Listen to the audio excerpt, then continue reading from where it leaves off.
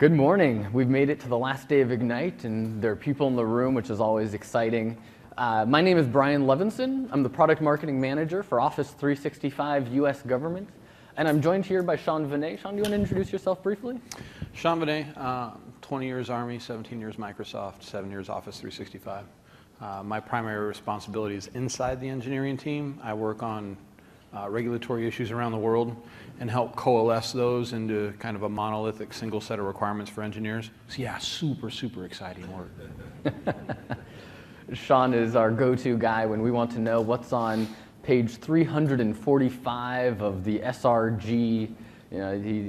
So we'll talk deep into some of the compliance, regulatory standards. We'll also talk a bit about the Office 365 offerings that are designed specifically for the US government, state, local, federal civilian, federal defense, as well as contractors that are sponsored to hold controlled information. We'll have plenty of time at the end for questions, so we'll ask that you hold on to those. Hopefully we'll answer most of them. There are some that are quite common that we'll make sure to ask ourselves, I suppose. And then we'll make sure that we have the mic set up. You can come ask questions. With that, I want to just kind of ask, by a show of hands, how many folks in the room are representing government agencies? Awesome. And how many of you are representing organizations that are contractors working on behalf of the government? Fantastic. And then I suppose, are there any partners in the room that consulting? A couple? Awesome. So hopefully this will be meaningful. We've got a 75-minute session. We'll go through first how we think about Office 365 and the cloud, kind of at the highest level. Hopefully throughout the week you've heard some really good sessions, terms like modern workplace, digital transformation. These should sound familiar. And ultimately, when we talk to organizations, when we talk to agencies, we hear a common theme. We hear that organizations are shifting, as was said by this CTO, from commodity IT to mission IT. Kind of by a show of hands, how many of your agencies have a mission of managing email servers? A couple. And I suspect you're either partners or working within IT. And that's really what we hear consistently, is our mission is to achieve X or Y on behalf of the citizens of the country, on behalf of the constituents of our states. And that's where Office 365, that's where the cloud really empowers and enables organizations to start to shift from things that are commoditized to really furthering the mission. And so when we think about this in the cloud, we start to think about Office 365 as being this truly modern workplace enabler. It's the concept that you can join a meeting from a mobile device when you're stuck on a bus on your way commuting into the office, that someone who's working in the field can file a report from their mobile device, all done entirely securely and truly empowering getting out of managing servers, patching servers, racking hardware, managing capacity, and looking at what are the services that we can deliver to our agency, to our business, that furthers our mission and our actual goals. Now, when we start to think about this in the context of Office 365, there are 4 key pillars and investment areas that we've been working very hard on over the last few years. The first is collaboration. And now, when Microsoft started 20, 30 years ago, approaching 40, we took the physical world, we took paper, where we would write down documents, and we digitized it, Word, Excel, PowerPoint, and we've started to take that to the next level. It isn't physically possible to have 5 people writing on the same piece of paper from across the country. But with co-authoring in Word and Excel and PowerPoint, that is possible. It's stored in the cloud, it's discoverable, and we can start to collaborate in ways that were never possible before. And mobility, this is one of my favorites because I've always thought about mobility as being a mobile device. I've got a phone, I check my email, I guess actually probably about 24 hours a day from wherever I am. But ultimately, if I lose my phone, or if I set it down and walk away, that phone isn't actually moving. I'm moving. It's the mobility of experience. It's the mobility of access to information that truly enables us to collaborate and work where we are when we need to. Police working in the field, they're able to send back reports because they can access their information in the cloud. That is the true transformation that we start to see with the mobility enabled by Office 365, using Azure and EMS services. And I guess I'll be quite candid here. I've spent probably 2 to 3 years of my life fighting with PowerPoint formatting, trying to get Word to stop moving things around on me. The intelligence that we're building into these services is designed to put the software behind the person, behind the experience. And what I mean by that is that Office 365, with the Microsoft Graph, with all of the intelligence and the machine learning and AI, can recognize what we're working on, who we're working with, and contextualize that information at the time that we need it. Things like PowerPoint Designer will start to take the images that you drop into a PowerPoint and suggest how it might be formatted to work better. With Word Editor and Researcher, when I type up a paper and I say policeman, it'll suggest, why don't you say police officer? It's a little bit more inclusive.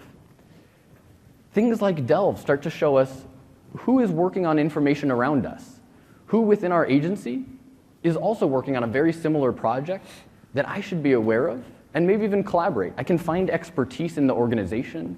I can find documents and information that I didn't even know that I needed until the system is exposing it to me. And then trust, I'll be candid, I'm a little sensitive to the fact that I have marketing in my title. Trust is our marketing term for security. And we think about security within Office 365 in 2 ways. The first is that no one should ever have unauthorized access to your information, period. And that is such an important concept. It's, candidly, it's an existential consideration for Microsoft. If we cannot maintain the privacy of your information, we won't have a business, and we have no business being in the cloud business.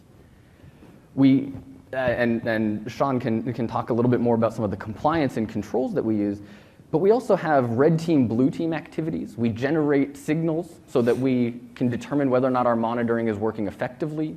We actively find vulnerabilities so that we can mitigate risk within the environments.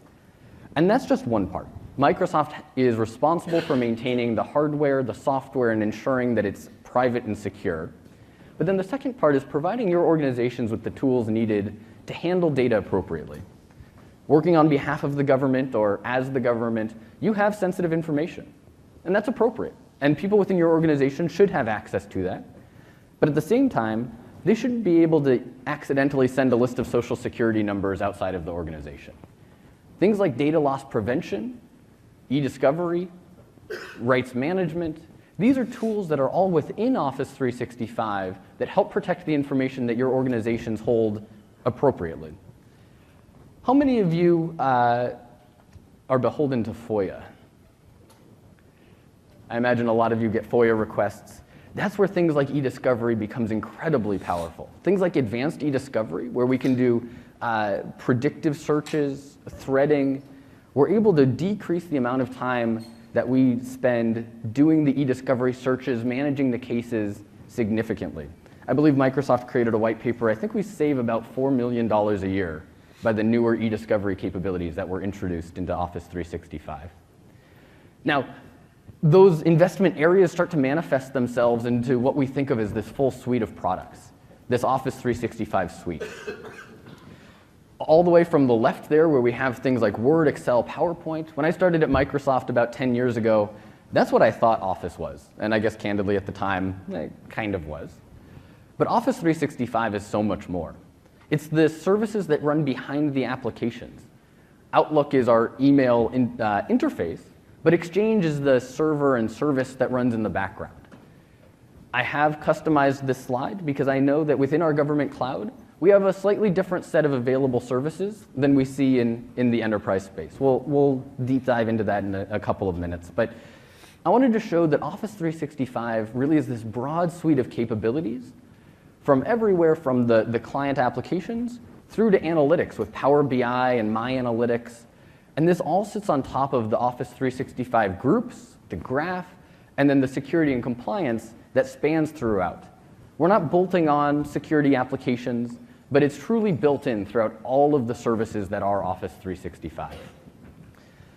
By show of hands, how many of you follow Section 508? And keep them up for a moment. How many others of you are focused on creating accessible and inclusive content? All right, moving forward, hopefully we'll see everyone's hand up. At the federal level, Section 508 is mandated. At the state and local level, Section 508 is great guidance. And at kind of the more general sense of creating inclusive content, it's absolutely crucial. And from Microsoft's viewpoint and strategy, we are building accessibility features into all of the applications and all of the services to truly enable everyone within an organization to be productive and successful. So what does that mean? Well, first of all, for an example, if someone's colorblind and we create a really messy slide, it can be nearly impossible to read. If someone is fully blind, it can be incredibly difficult to read a slide or read it visually. And so when we start to think about how difficult it can actually be to use software and be productive with a computer, we're trying to build in capabilities that make it possible. So to elaborate a little bit on Section 508, this is about how do we ensure that information we're sharing within our agency and then also with our constituents and with our citizens are accessible to everyone. Things like the accessibility checker within the Office applications can help users see where they've made mistakes. Maybe an image doesn't have the metadata so that a screen reader can pick it up. Maybe it's not contrasted enough. And for agencies that have to comply, this can add a tremendous amount of complexity to an IT organization, to a user's desktop when you're adding in all types of applications. And so I'd strongly encourage you, and this deck will all be published, that's why we have a lot of links in here, check out how we can both help you meet Section 508, but more importantly, enable you to take advantage of all of the expertise and skills within your organization, regardless of the person's physical abilities. Now, when we think about Office 365 within the government space, compliance is certainly top of mind. We have a number of teams, a lot of resources and people working on this. We're very, very proud of the compliance that we're able to meet.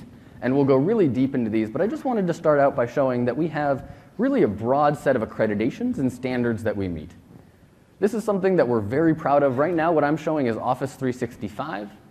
This also applies, not necessarily with every one of these or potentially even more, Azure, Dynamics, EMS, all of our services, all of Microsoft is really focused on ensuring that we meet the compliance needed by enterprise organizations as well as government organizations. Now, when we think about the US government specifically, we've designed 3 environments uniquely for the US government and for contractors holding content on behalf of the US government. You may be familiar with GCC, and we've had a number of different names for the second 2, Trailblazer, Pathfinder, ITAR vNext, the list goes on, but I wanted to really emphasize that we've landed on 3 names for these environments, GCC, GCC High, and DoD. These are designed to run in a multi-way active topology using data centers geographically dispersed throughout the United States, where we commit to continental United States data residency, as well as screened personnel for operations. I want to do a little bit of a history lesson here. We started out, this was probably the year 2010-ish, with what we now think of as Office 365. At the time, it was really kind of BPOS, Wave 14. We had Exchange Online, SharePoint Online, it was Lync Online, and what we called MSODS, Microsoft Online Directory Service.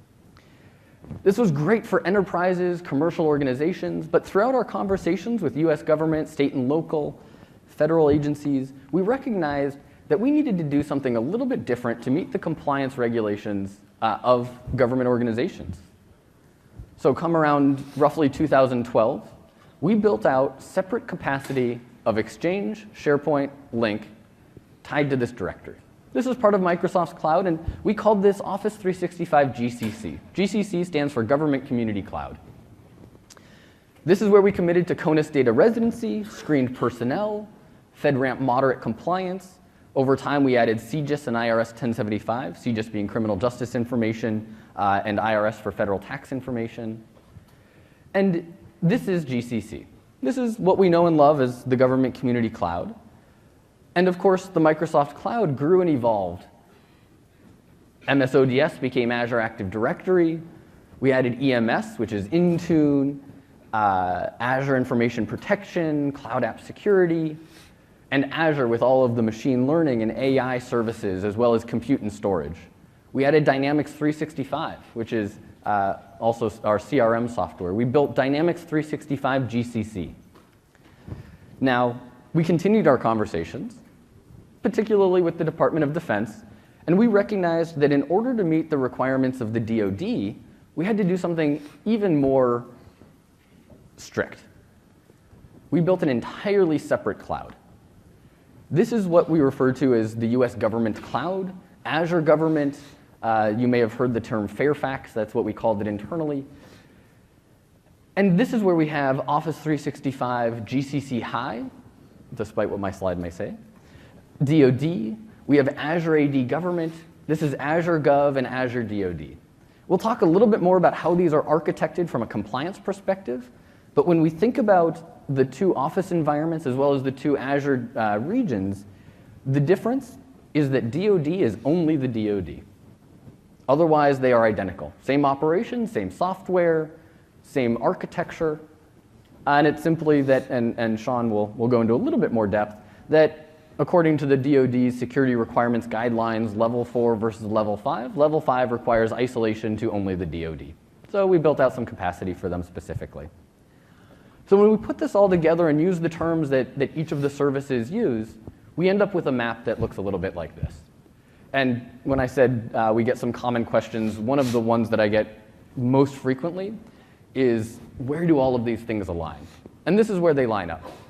When we think about where we would expect an organization to go, we see state and local government, many federal agencies, going into Azure government, Office 365 GCC, EMS GCC. One of the questions that I get quite frequently is, what the heck is EMS GCC?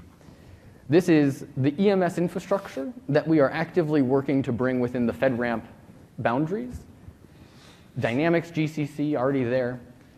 The federal agencies that require more of the FedRAMP high alignment, as well as the defense industry holding controlled defense information, CDI. That's where we see GCC high becoming quite useful. EMS GCC high as well, and many are using Dynamics GCC. The Department of Defense has a little bit less, I guess, fewer options. Federal agencies often choose. Department of Defense, it's got to be L5. So what does that actually mean from, excuse me, from a compliance perspective and from the commitments that we make? GCC, any service that we enable and release into the GCC offerings, the SKUs that you may purchase, are FedRAMP moderate, ready for criminal justice information, meeting the CJIS requirements.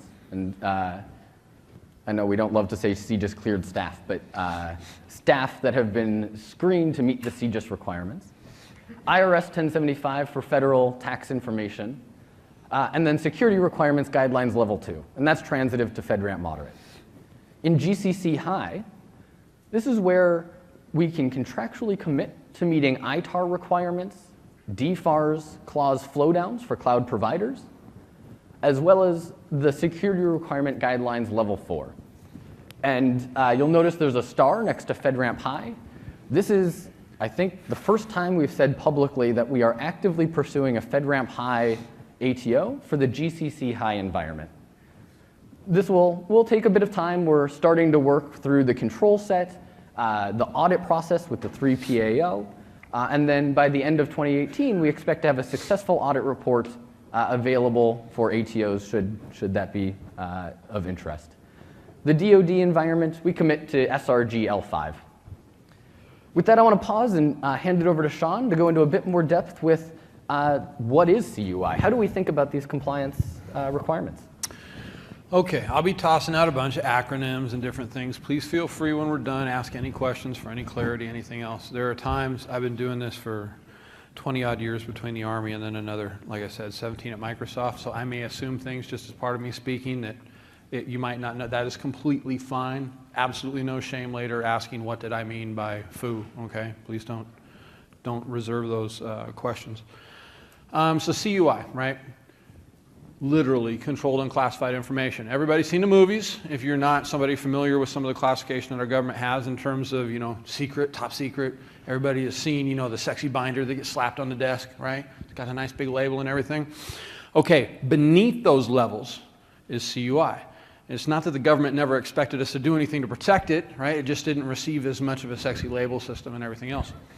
So what we have seen in the past few years with NIST 860, Volume 1 and Volume 2, the effort across all departments to actually get out there and categorize and classify their CUI, to start standardizing that so that across agencies, we can actually try to apply more consistent protections, right, to this information. And I say we because it's a partnership, right? Even us in the private sector supporting you have to understand that as well. So we need to design information protection, right, to those levels.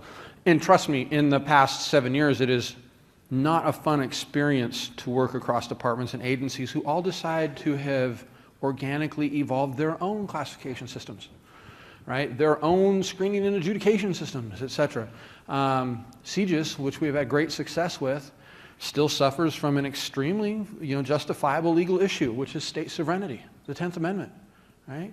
A little bit complex for us, because every state wants to reserve the right to adjudicate people because they look at possible criminal trespass in different ways. Right? So that's a challenge for us in the private sector.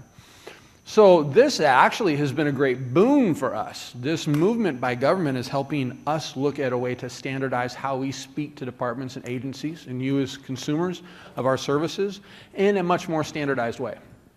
I won't bore you with the EO. I'm not really big at reading off the slides. I figure by now most of you read more than fast enough to have read that all yourselves, right? If you weren't aware, and DoD did quite a bit of work when they created the SRG, which evolved, before that it was CSM. Long before that, much of this evolved out of the Orange Book, etc. For those of you familiar with NIST 853, that serves as a great baseline document, but then of course evolves as we get into the defense space with the CNSS, for national security systems, 1253, the additional overlays, those amount of delta requirements that are layered on top of the 853 baseline, right, to make things more unique to different mission owners. And those things have really specific meaning to us. We spend a lot of time studying that so we can figure out how to try to engineer our service at a high watermark to satisfy as many mission owners as possible. That's kind of our goal. Say, oh, I even hit the right button. That's awesome. So the SRG, if you've not read it, the thing I recommend is read section 3.2, right? The documents that I read, I don't need to go to the doctor and, say, hey, doc, I have a problem sleeping at night. Can I get a prescription? I don't have to do that because I just need to crack one of these babies open and, it's a warm cup of cocoa and I'm off on the way to La La Land. So don't try to read the whole thing in one sitting. Of extreme value is 3.2, right? 3.2 helps clarify the understanding of the intent of DoD in how to apply different levels of protection to different categories of data, right? And you will see me use the terms that you would pick out of this section later when we talk about, Sean, why is it that you won't make a commitment to ITAR in GCC, but you will in GCC High? Well, let us go back to section 3.2 and look at DoD actually for the first time, one of our government department level agencies writing prescriptive guidance saying L4 is required to protect export data. It's the first time we have that embodied in a department level regulation, department level guide. DDTC publishes great requirements for protecting ITAR export data, but it's nowhere near as prescriptive as what you would find in DoD SRG. I need that. Me sitting in the public sector, I need that prescriptiveness to design a system to have some concrete protections that can back that up, right? Let's see. I already talked about, the DoD layering on, using those overlays.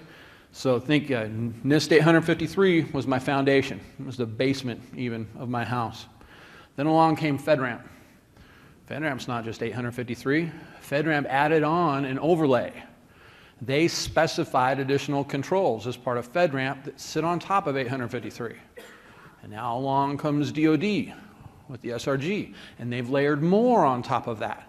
Right? And so if I have L4, L5, I'm actually achieving what DoD SRG calls FedRAMP Plus, which that's the only place that exists in the industry is in the DoD SRG. But it's not quite FedRAMP High. We'll be going for that, as Brian said. And to give you an idea, last night I was talking to one of the team members. I think our current assessment is that of the 66 controls that are the Delta, we're confident that 62 of them we're already doing. We just have to flesh out all the documentation, the formal evidence trap for that. We retain all of our evidence. We've automated a whole bunch of that stuff. We should do a breakout next year about that. That'd be really cool. There's about 4 controls that we feel are really the lift for us, net new.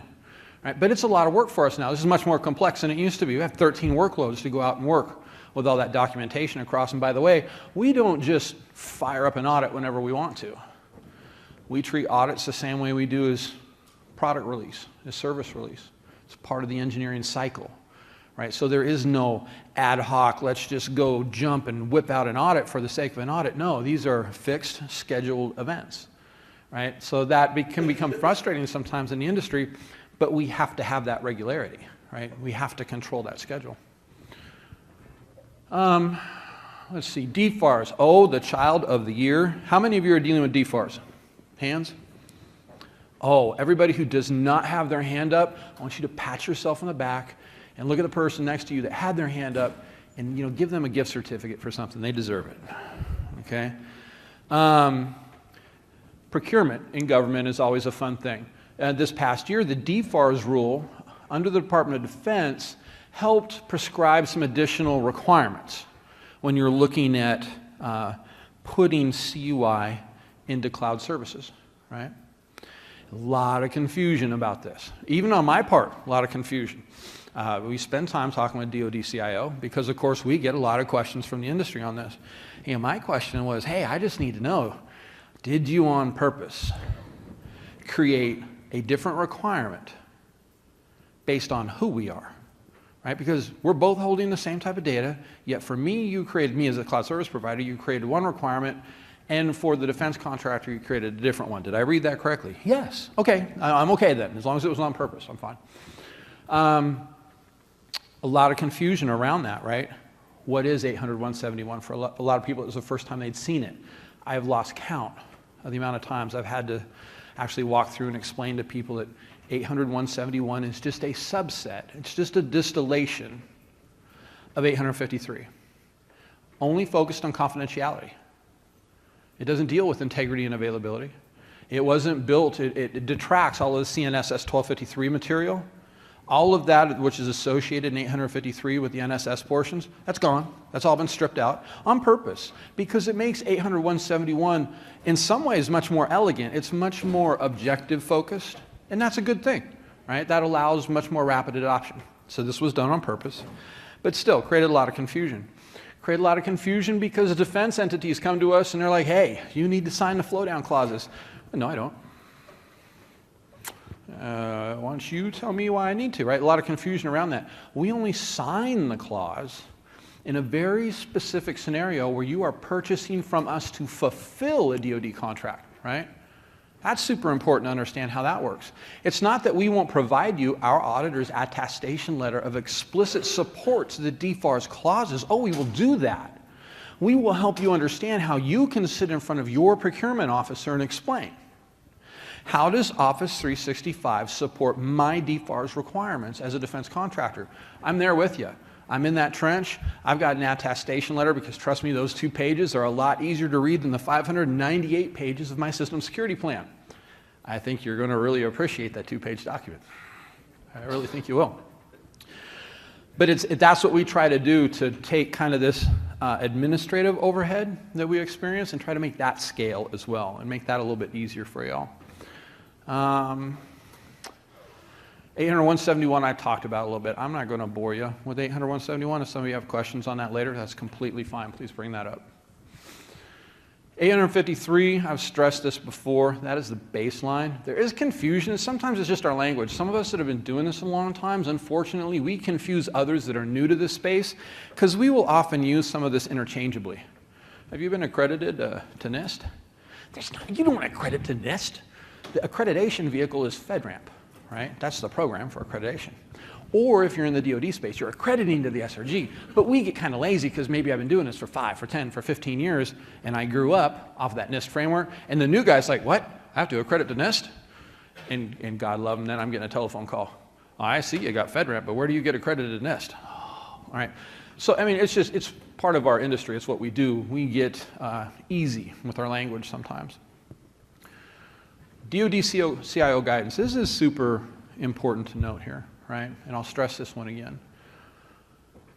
If somebody in your organization is telling you that you need to go to your cloud service provider and get them to sign the flow down clauses, you should be pushing back on your legal, and please always loop legal, compliance, if you don't have compliance, your security, your privacy, any of those subject matter experts in your organization that can help come together for the awareness of this issue.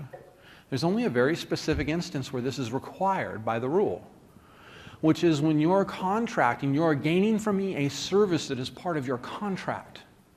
Now, if you are just moving to the cloud, independent of whether or not that contract existed, because you're evolving, your IT, that you do not need to sign, I do not need to sign the flow down clauses for that.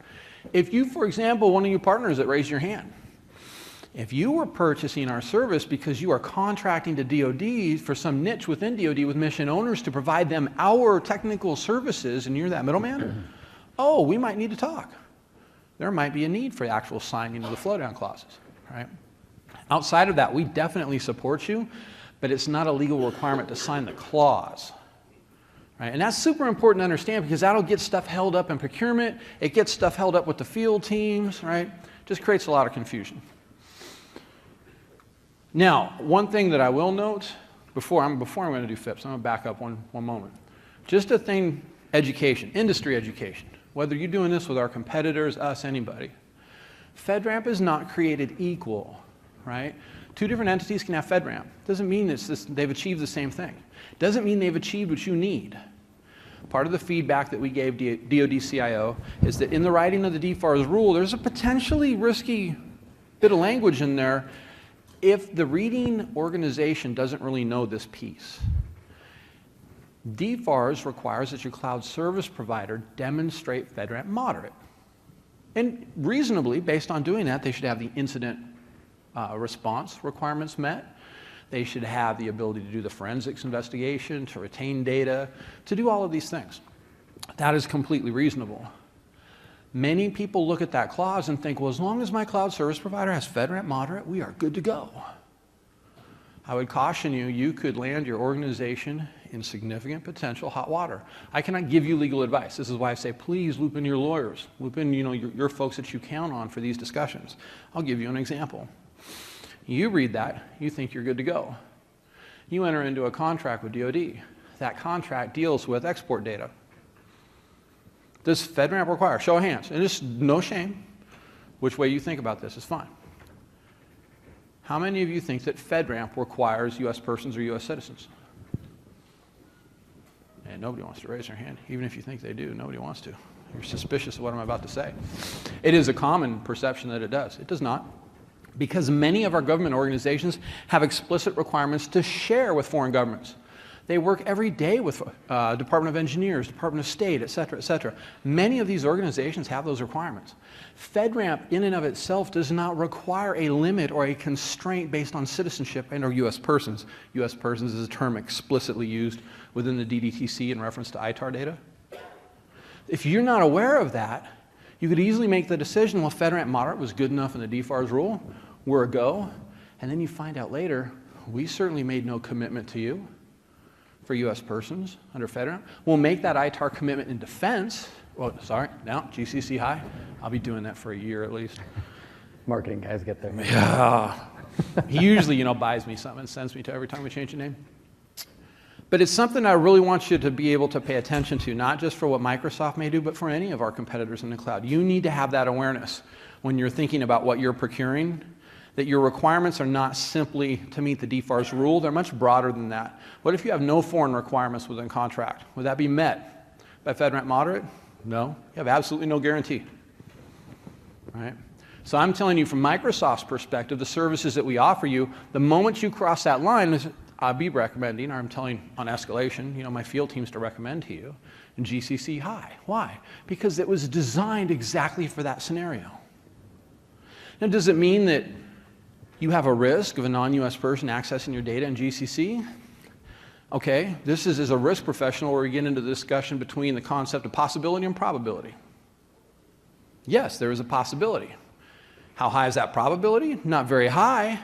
But when you're dealing with the DDTC who has civil and criminal liability, and when you have an export incident, is that what you're willing to? Now, I'll tell you as a security, risk, privacy professional, I'm a risk-averse person. I insure everything in my house. My blenders are insured, right?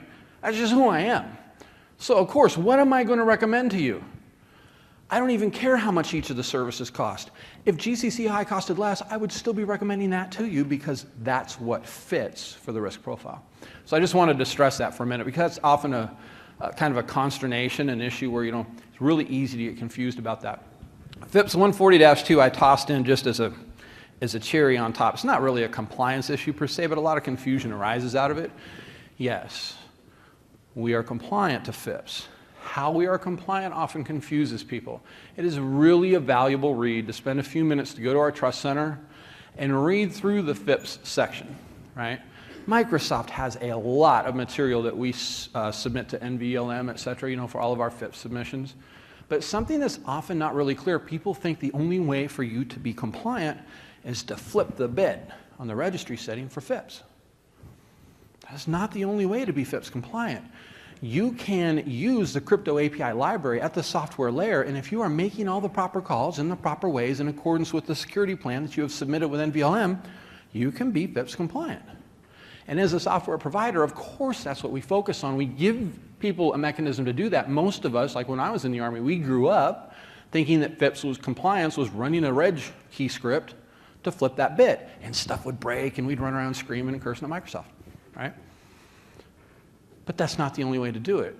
And so really reading that section on our trust center can be really, really helpful because people get super confused. They want to see our auditors report that we have the registry setting set. You're not going to see that, right? And so that's another issue, just super helpful. Feel free to escalate questions to us on that when you might run into them. Information control and standards, and yes, I can't spell, so I love to toss in an extra consonant from time to time. These are the ones that you've already seen, right? We talked about these a little bit. Something we didn't talk about earlier, some of the energy standards. I run into a lot of critical infrastructure providers, and they have interest, of course, in GCC. Utility companies that are rated as critical infrastructure based off whether they do nuclear power or they have so many megawatts, et cetera, we help them too. Why?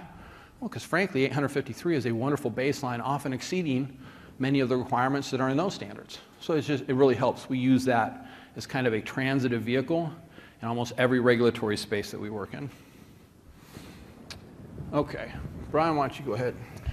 So based on what Sean is sharing, and the compliance is baseline. That's what allows us to use these services. That's what allows our security teams to sign off. I want to share and maybe proactively start to answer some of the questions around what do we get and when do we get it and why don't we have everything that we've heard this week. So the very short answer to it is until we meet those controls, until we meet those standards that Sean was outlining, we don't introduce those into the various government offerings. That is the value proposition and differentiation of the government offerings, is that we are helping to take on some of that responsibility, the cost and time of the audits, and we're able to do that at massive scale across the Microsoft infrastructure and then pass along that to your organizations.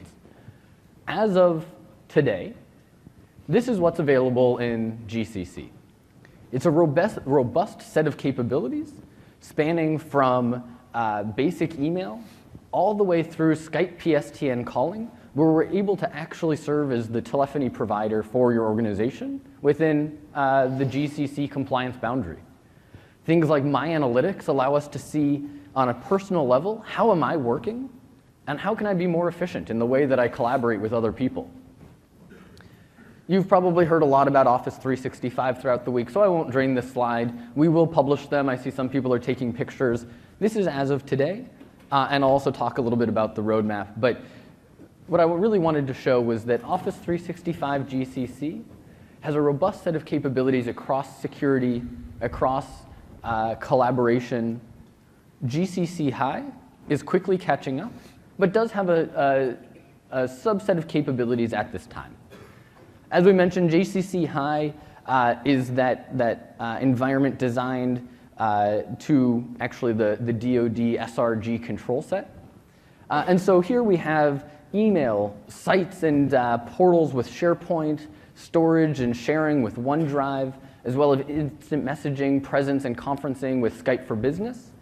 And as of actually this month, we've also introduced advanced e-discovery, advanced data governance, advanced threat protection. Some of these advanced security capabilities that we've also been in high demand. The DoD looks very similar. As we mentioned, it's identical. So the question of when do I get Teams? I imagine that's probably top of mind for almost everyone, especially after this week. The short answer is that it is coming. Our Teams team is actively working on auditing Teams, bringing it into the compliance boundary, and we are committed to having it available within all of the GCC offerings in 2018. We say 2018 because we don't expect it to be in the next 3 months, or 3 months given where we are in the calendar, but we will see it coming to GCC in the near future, as well as shortly thereafter into GCC High. Planner, Flow, Power Apps, Stream, Staff Hub Forms, and Sway are other teams that we're actively working with to bring them within the compliance boundary. I want to emphasize this because Microsoft's strategy is not to launch things into the commercial offerings, into the enterprise offerings, and then just walk away. It does take longer to bring them into the government offerings. We have to work through the controls Sean was outlining. We have to go through the audit process. And not only do we need to go through the audit process, but first we make sure we can self-attest. Then we bring in a 3PAO, a third-party auditor. And as Sean was saying, this is on a regular rhythm. They then generate an audit report. If we've done our job right, we get a successful audit report. That's then made available to your organizations so that we can get either an agency ATO or a JAB ATO. Sean, actually a quick question for you here. Can you explain the difference between a JAB ATO and an agency ATO and the Office approach to this? Sure. Office took a little bit of a different approach years ago. A lot of the market looks for, and many of them will assume that the only way to accredit your system is through the JAB. And the JAB will be the first to tell you no. And one, the JAB simply could not scale to that in the first place. As we would engage with the JAB, we had so many customers seeking their own ATOs that we discovered rather quickly it was easier for us to actually scale what we would do through our customers than it was the JAB. We still work with the JAB.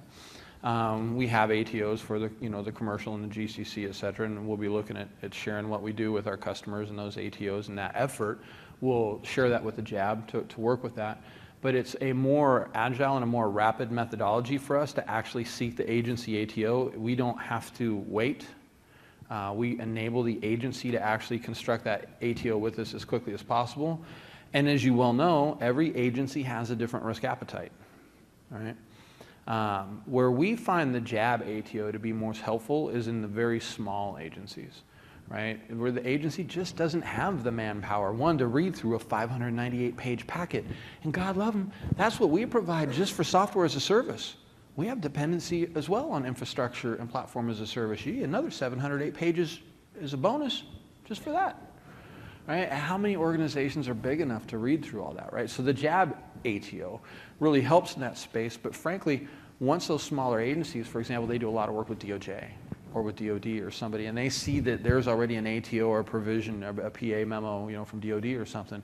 Once they see that, that's just as good with them because in their minds, often, the teams working inside of DOJ or the team working inside a DoD on accreditation is much closer to what that smaller organization does, and they're more confident in that authorization than they are the jabs. Because the farther you get away from the organization, the more they question, did they really look at what Microsoft, Google, Amazon, et cetera, did in a way that I would look at it, right?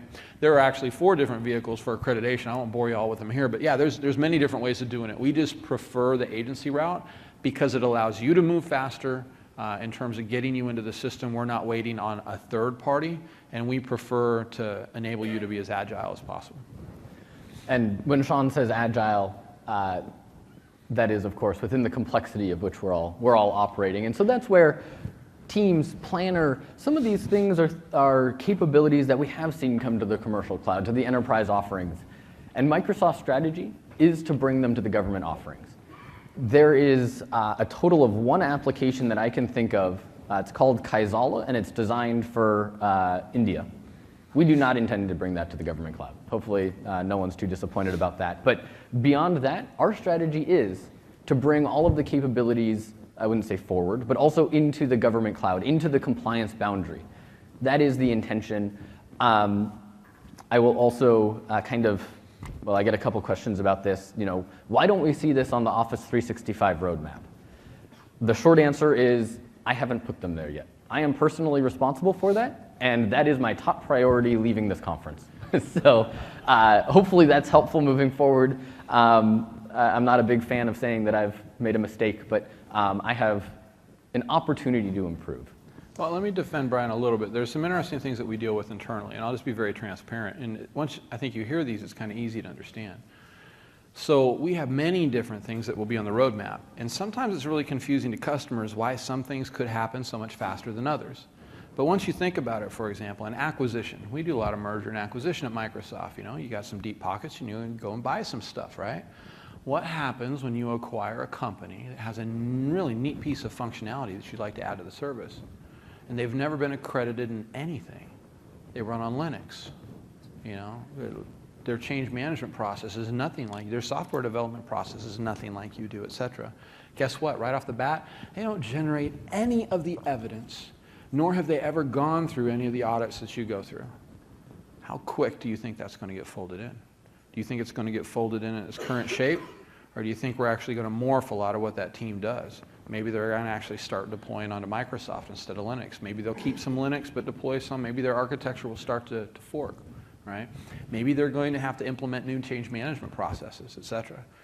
Right? So if somebody sees a certain feature that they want, and we start explaining, hey, it's merger and acquisition. Yeah, it's on the roadmap. It's still a ways out, and everybody knows Murphy gets involved in there a little bit, right? The farther out it is, the more Murphy likes to play with us. And so that's a challenge. Versus another feature comes out, well, why were you able to get that one in so quick? Because it came from a Microsoft team who already built this other feature that was accredited to the highest layer. They already know everything. They already have the change management processes. They have the access control processes in place. They have all of that in place. So the delta of effort for them spinning out a new piece of software for a new feature to get that looped in, that part was super easy. For us, mostly at this point, it boils down to physics. Right? It's and we can be pretty transparent about that. Our challenge is how you express those physics on a roadmap, right? That's a level of complexity. Sometimes it can be hard. Brian and I have talked, and we talked with some others. There's some ideas about that. So I think you'll see some stuff within the next few months that comes out that should really help provide some more clarity in that space. Yeah, and even to elaborate a little bit on the way that we think about some of the new capabilities coming out into Office 365, there's really, I would say, 2 categories. One is a net new application and service. Maybe it stores data somewhere new, uses or takes advantage of some brand new services that are deep in the Azure stack. And then there's new features of an existing service. So as a way of example, when we introduced Teams, this is a brand new piece of software. It's a massive application that is new to the Office 365 suite. When we introduced communication sites within SharePoint, that's a new UI that sits in SharePoint. We were able to roll out the communication sites into GCC at the exact same time as Enterprise. Teams is taking a bit longer. Communication sites were not a massive delta on the FedRAMP package on the audits for SharePoint, whereas Teams is a much deeper, more complex process that we go through. So that's why we start to see some of the things show up much more quickly. Advanced e-discovery, for example, used some new services out of Azure, but it didn't move the data out of Exchange. We were able to take advantage of the fact that Exchange was already compliant. Also looking forward, we are completing the audit packages as well as third-party audits for the EMS services. Based on when we looked back at kind of that architecture slide of how the cloud is designed, the EMS services are compatible and technically work with Office 365 GCC. You can spin up Intune today and use it with GCC. Many agencies, many organizations choose to do so, and we're just going through the final stages of the audit process, and then we'll be pursuing ATOs so that we can formally say EMS is within the compliance boundary and absolutely accredited and even authorized for use within the government cloud. Cloud Solution Provider Program, maybe a little bit of less interest for agencies and government in particular. Partners and consulting organizations may be a little bit more interested there. Happy to follow up if there are any questions. And then, as Sean was mentioning, we have a lot of ideas around improving documentation and simplifying the roadmap and how we publish it. We've gotten a lot of great feedback throughout the week. I see a lot of familiar faces in the room. Thank you for your feedback. Please keep it coming. We are absolutely invested in, well, if any of you have read the service description on TechNet, it is a really long document with, I think it's got like 30 footnotes. We need to simplify that, and we're working on that actively. I do also want to share that we have a government cloud forum coming up on October 17th in Washington, D.C. Registration link is at the top of the page here. Check it out. If you're in DC, if you're in the area, we'd love to have you there. We'll be going into a lot more detail. This week was really Microsoft technology. The GovCloud Forum will be Microsoft technology specifically as used by the government. We'll talk about a little bit less of the specific compliance and a lot more about how other agencies, how other organizations are using the technology. In past years, we've had panels with, for example, the CTO of HUD. We've had discussions around how various agencies are taking advantage of Power BI and some of the advanced capabilities. And I want to leave you with a resources slide, and then I did promise we'd leave plenty of time for questions. I think we've got about 20 minutes left. So I'll put this here, take some pictures. The slides do get published, and come on up to the microphones if anyone has any questions on any of the topics we talked about or didn't.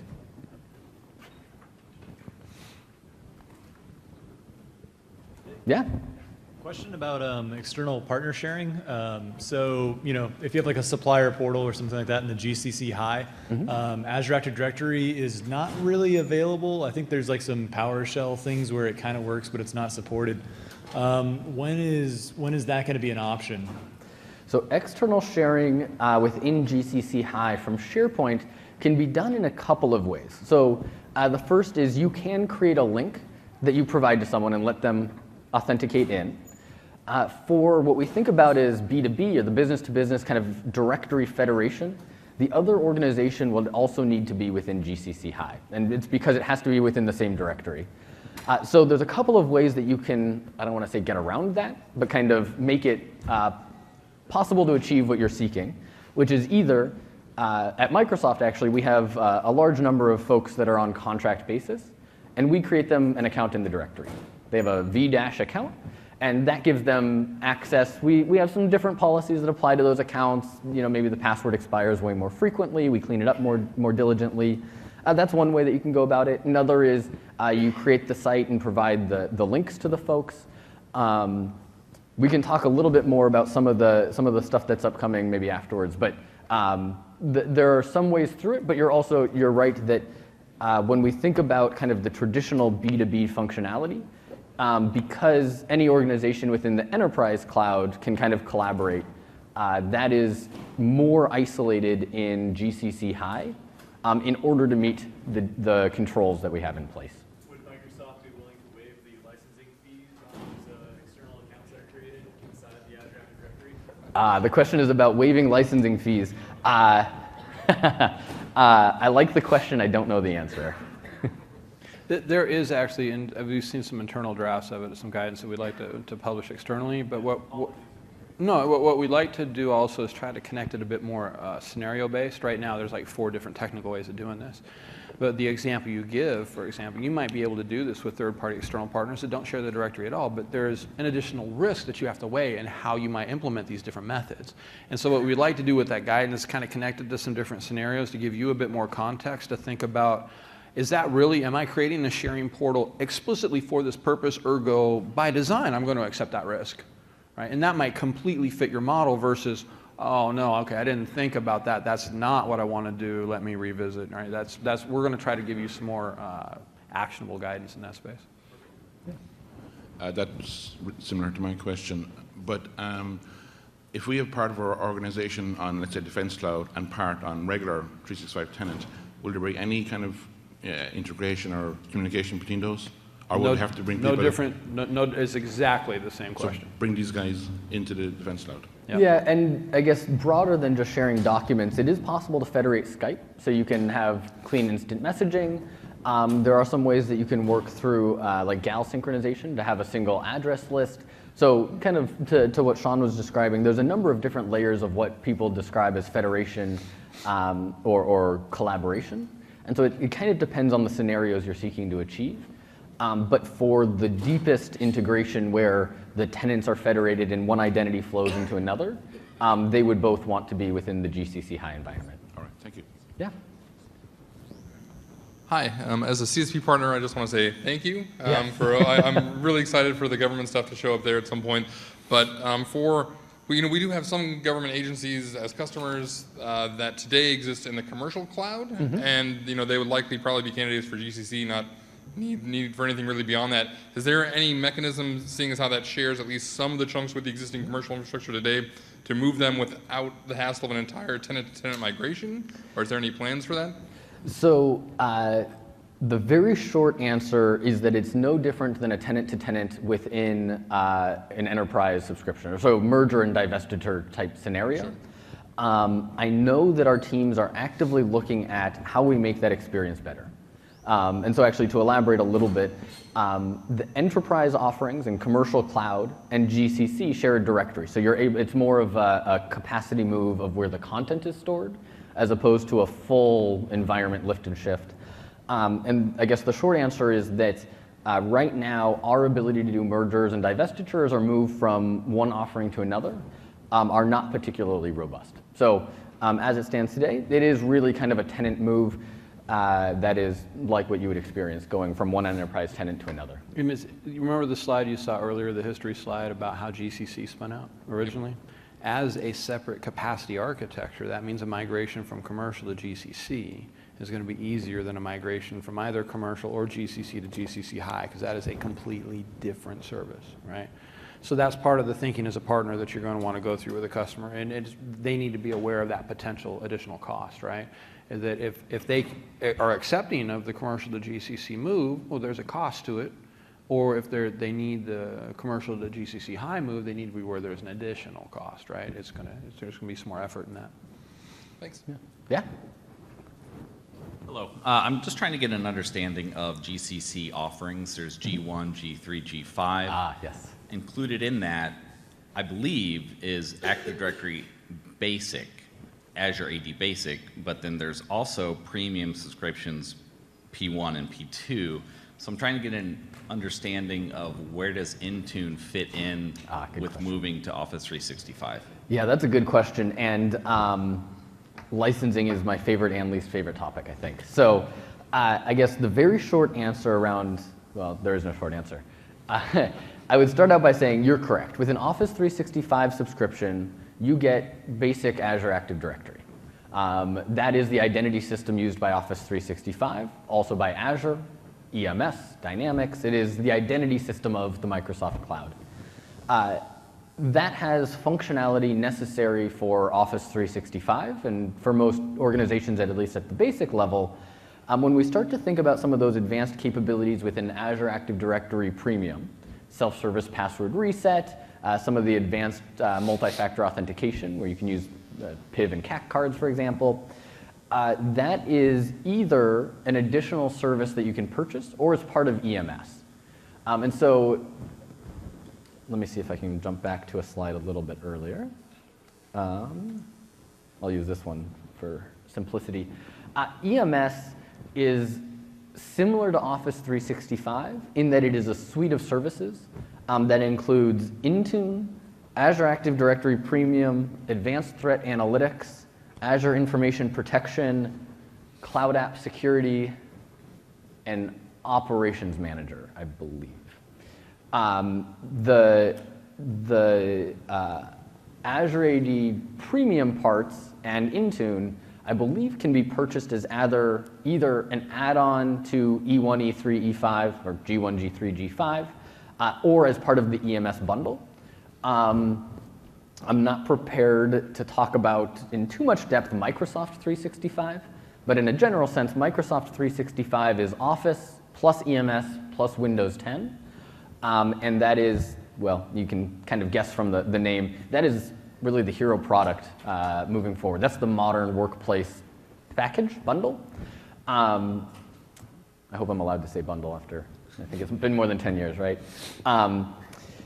And so that's where some of those fall. So the answer is there are a couple of different options for licensing it. Right. Intune itself isn't part of an Office 365 subscription. So it could either be its own part of EMS or part of Microsoft 365. Thank you. Yeah. Question. As a federal contractor trying to get compliant with NIST 800-171, is it capable of being done with the commercial cloud, or do you have to go to one of these government or the DoD? Okay, so if you're in the commercial cloud right now, our SSP covers both the commercial and the government cloud because, back to that one slide, it was just a capacity for us off of the commercial cloud. The controls within will describe any deviation between commercial and government, okay? For the 800-171 control scope, you can satisfy, you can demonstrate our scope of responsibility as it having been met. There is still responsibility that you have to do. You know, a favorite example of mine is like awareness and training. We're obviously not training your people, right? So there's obviously things that you still have to do. But that will only address the 800-171 scope, right? We will make no commitment in the commercial space to C through G. Right? We're not going to do it. That's why my attestation letters are oriented against GCC and against GCC high. Why? Because if Microsoft discovers some type of an incident and we start working it up in the commercial space, and I have 17 customers, we never built that cloud to track government customers. Right? We wouldn't. It's the commercial cloud. You will not get support in the commercial cloud for C through G. So yes, half of your problem is solved. You can demonstrate compliance to 800-171.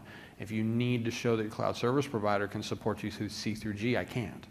Hey, Sean, what is C through G? C through G are the additional clauses in the DFARS rule. So the predicate language in the rule talks about what he had just brought up, that you will need to demonstrate compliance to 800-171. If you're using a cloud service provider, that service provider will need to demonstrate FedRAMP moderate. So far, we're great. But then there are these 5 additional clauses that speak explicitly to how you will have to do incident response. If there is certain malware involved in an incident, how you will get that to DoD, et cetera, right? That's where I'm saying we never built the commercial cloud to do that for the government, right? So that's where I want to be super transparent, let you know. And I don't tell customers what they have to do, nor am I your police officer. I'm not going to tell DoD what you decide to do. But if you decide to stay in commercial for whatever reason, you can demonstrate your 800-171 controls as being met through our SSP package for our scope of responsibility, but you're not going to get support for C through G. Okay, that's it. So I guess the answer is no then. Yeah. I would say, without wanting to insult anybody, that my recommendation, or what I would call the smart answer, would be no. I would never, and I don't recommend it. But I understand that, you know, some customers are just in a hard place, and that maybe that's the best you can do today. Maybe you have plans for a year later doing something. That's not my business. The best I can do is give you the best recommendation. I would never recommend that you stay in commercial because you won't get that support. So if you have an incident, which is what I deal with much more often, escalations on customer incidents. If you have an incident and you contact us and say, I need support, we're going to be, I'm sorry, you're in the commercial cloud. We don't provide government support in the commercial cloud, right?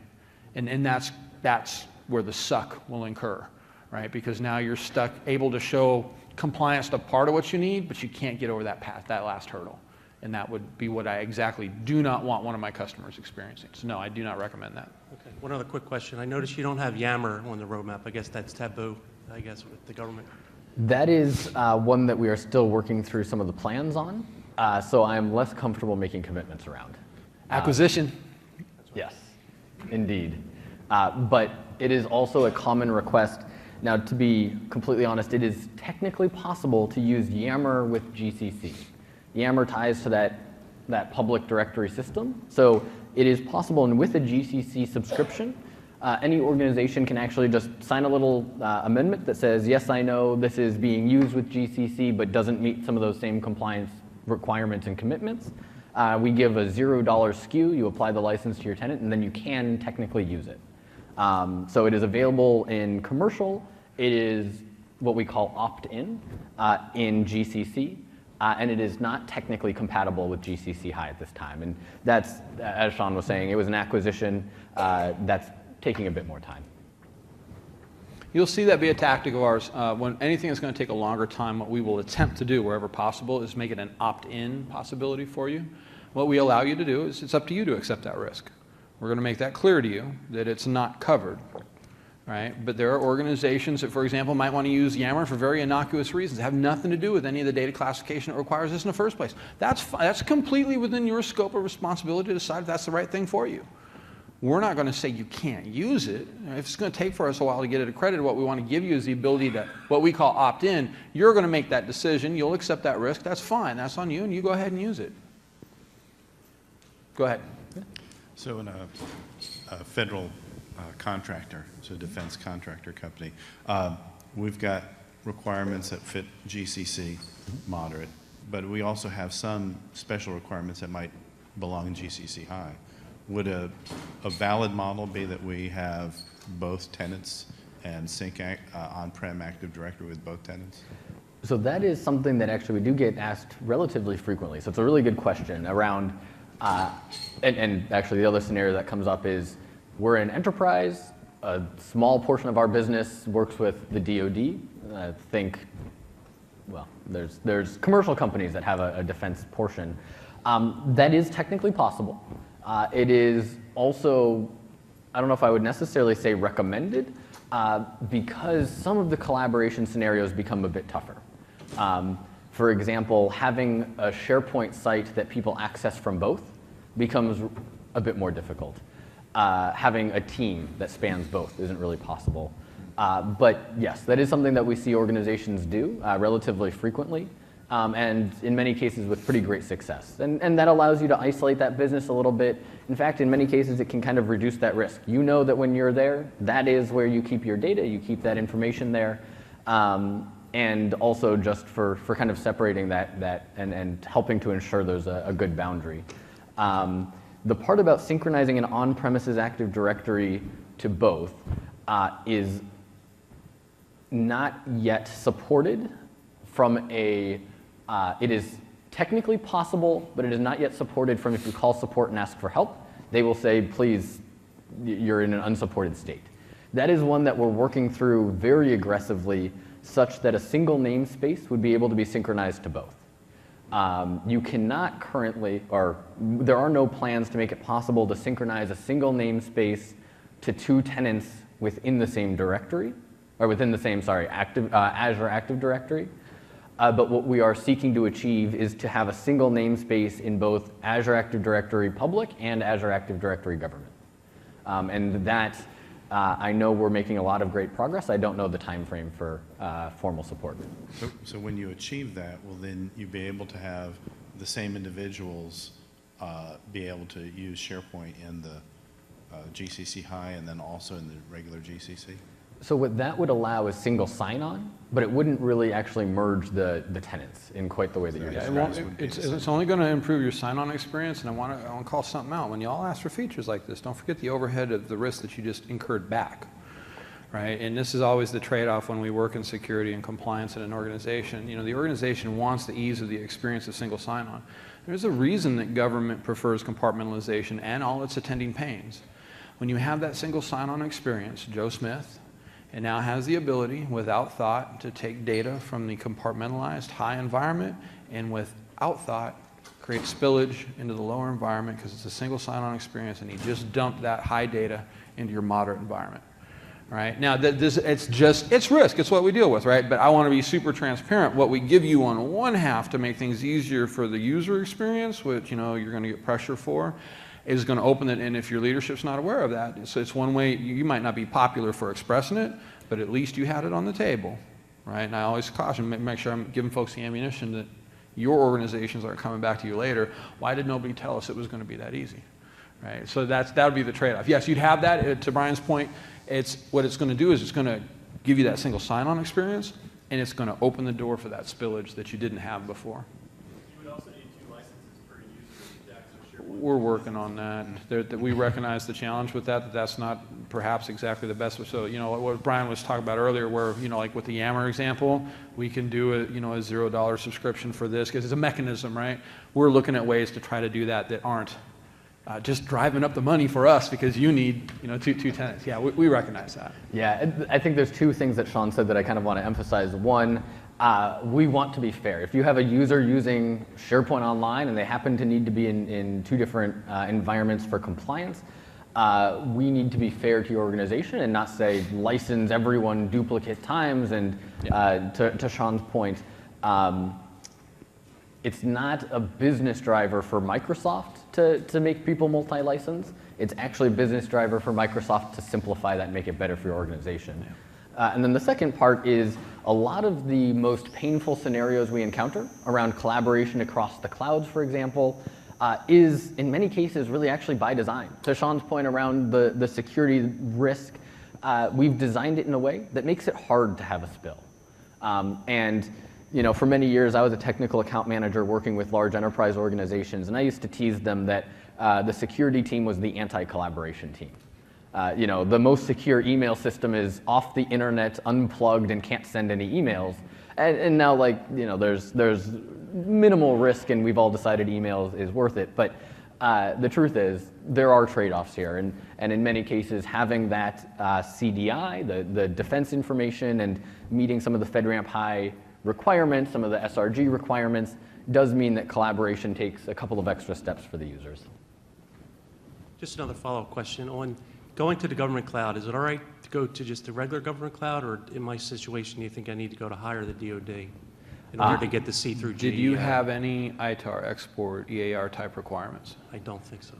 That's the part I would follow up with inside your organization. You want to be absolutely sure not only that you do not have them today, but as a business plan, you do not expect to go down that path. It might be that currently you don't carry those contracts, but if your business expects to bid on those contracts in the future, you want to go to high, right? Because what you're going to do to yourself, you're going to want to bid on, if you want to bid on those in the future and you're in the GCC moderate, guess what? If you win that contract, you have a migration coming up. You really want to do a migration while you're trying to spin up new work to support the new contract? You see what I'm saying?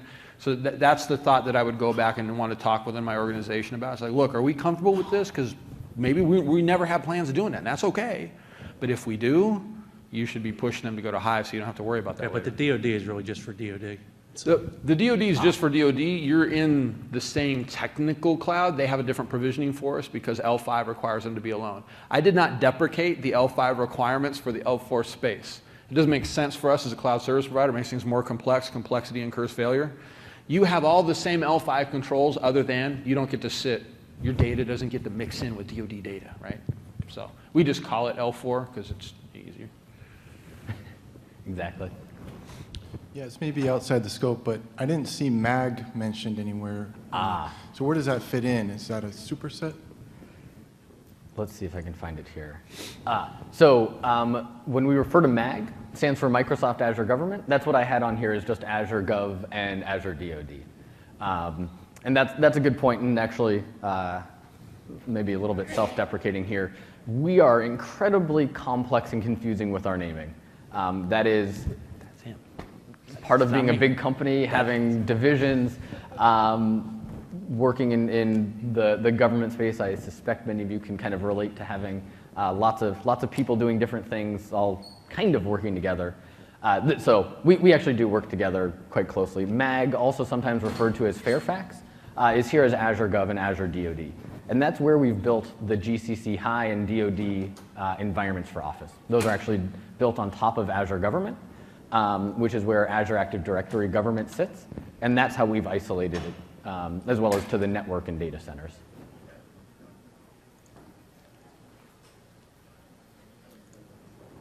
So, ITAR, Are you doing reactive or proactive document quarantine? And how are we going to handle the social side of ITAR within the GCC High or the DoD environment? So if I am having a bunch of engineers out there and they're all talking, I'm ensuring that I'm not breaking any of the ITAR rules. Yep. So really your question is kind of one that you got to ask in the mirror, right? Because we don't do it. It's what we recommend that y'all might want to do. Our engineers for those environments, A, we only use U.S. persons for them. B, and we can do this in a separate session sometime where you can just follow up via email. Our just-in-time access systems result in no standing access in the first place. I don't want my engineers having access to an environment that hosts export data in the first place. We recommend that you guys use features like DLP and whatnot to actually maintain that proactive detection. We want you to use the features that we have to enable you to be as defensible as possible when it comes to ITAR type data, right?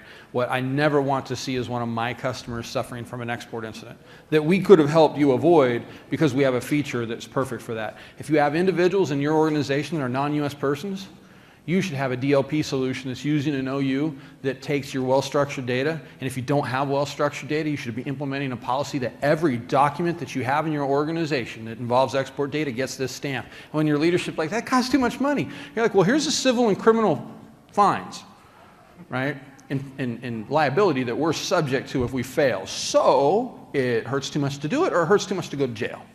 Right? And that's the conversation I recommend my customers have because we have the technology to enable you to do it, but there will be some overhead, get it set up, but once it's set up, now you know. If somebody in that OU tries to touch that document, you can either tell them no, you can flag a warning, right? You can encrypt the document so only those in that OU have access to the key to decrypt it. There's all kinds of things that you can do to be proactive in the defense of that data. So feel free if you want to escalate and follow up later on that subject, totally fine.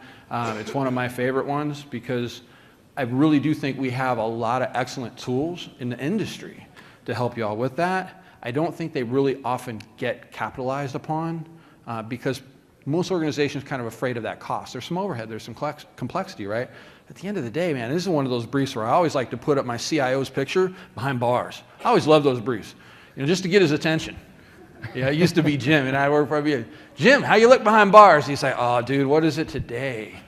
Yeah, I'm like, look, I'm asking for a little bit of money, but it really, this is the punishment. If we don't do this right, this is one of those real things where people actually can go to jail. It's not, you know, I'm not trying to, you know, just sow some FUD here. This is, you know, bring in the legal guy, have him tell you. Okay, how much money do you, now we're talking. How much money do I need? I'm not going to get what I want, but I'm getting something, all right? That's the conversation I want to help you have. Okay.